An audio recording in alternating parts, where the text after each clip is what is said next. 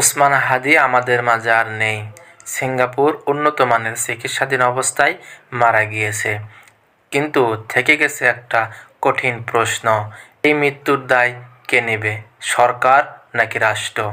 একজন মানুষকে প্রকাশ্যভাবে গুলিবদ্ধ করার পরে উন্নত মানের চিকিৎসার জন্য বাহিরের দেশে নিয়ে যাওয়া হয়, কিন্তু তারপরেও রক্ষা করা যায় না তার জীবন।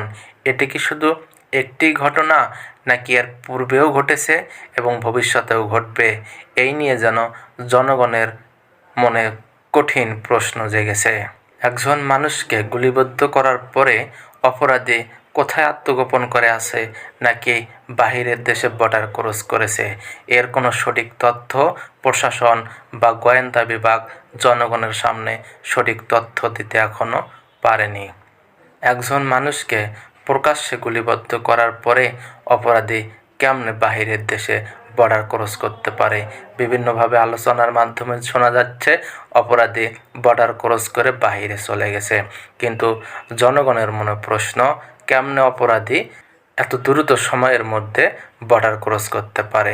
ওসমান হাদির ওপর হামলা হওয়ার 5 মিনিটের মধ্যেই বিভিন্ন মিডিয়ায় প্রকাশিত হয়েছে ওসমান হাদির ওপর হামলা হয়েছে এবং গুলিবদ্ধ হয়েছে।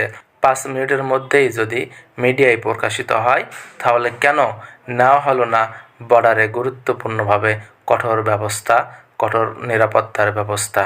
যদি কঠোর নিরাপত্তাই ব্যবস্থাই থাকতো, তাহলে কেমনে একজন অপরাধী বর্ডার ক্রস করতে পারে? এই প্রশ্নও যেন আজ জেগে উঠেছে জনগণের মনে।